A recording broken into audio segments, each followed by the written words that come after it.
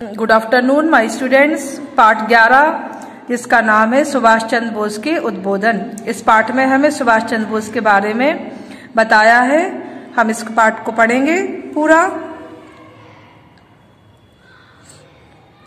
सुभाष चंद्र बोस सच्चे देशभक्त थे।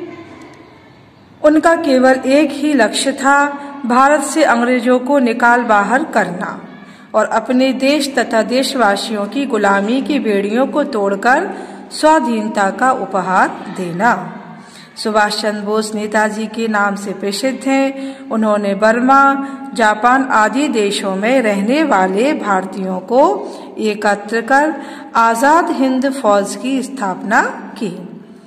आजादी का बिगुल फूंका। उन्होंने विभिन्न अवसरों पर अपने ओजस्वी भाषणों के द्वारा लोगों को प्रेरणा प्रदान की और संघर्ष करने का आह्वान किया।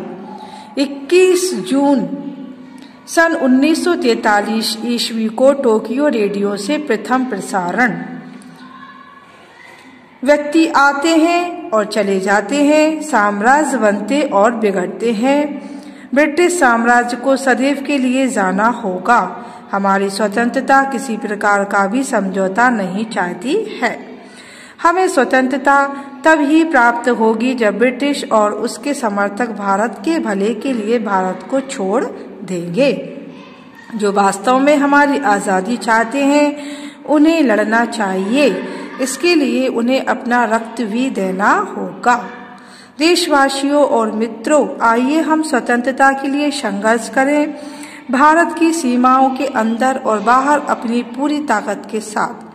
हमें तब तक जंग जारी रखनी है जब तक ब्रिटिश साम्राज्य नष्ट नहीं हो जाता है, इसकी राख भारत से बाहर नहीं चली जाती है। इसके पश्चात ही एक स्वतंत्र प्रभुसत्ता संपन्न राष्ट्र बनेगा। आजाद हिंद फौज के पुनर्गठन के अवसर पर भारत की मुक्त वाहिनी के सैनिकों, भारत की आज़ादी के लिए आज से मैंने इस फौज का सर्वोच्च नेतृत्व ग्रहण कर लिया है और यह मेरे लिए अत्यंत प्रसन्नता एवं गर्व की बात है। किसी भी भारतीय के लिए इससे बढ़कर और कोई भी सम्मान नहीं हो सकता कि वह भारत को स्वतंत्र करने वाली फौज का सेनापति हो। परमात्मा से प्रार्थना है कि वह हर हालत में मुझे इस जिम्मेदारी को वहन करने की पूरी शक्ति दे। मैं अपने को 38 करोड़ भारतवासियों का एक तुच्छ सेवक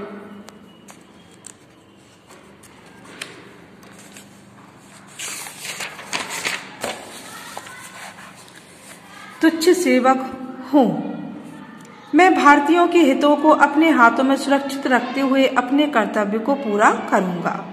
देश में पूर्ण स्वतंत्रता स्थापित करने के लिए एक स्थायी सेना का निर्माण करना है जो भारत में प्रत्येक व्यक्ति की स्वतंत्रता की गारंटी करेगी और यह कार्य आजाद हिंद फौज को ही करना है।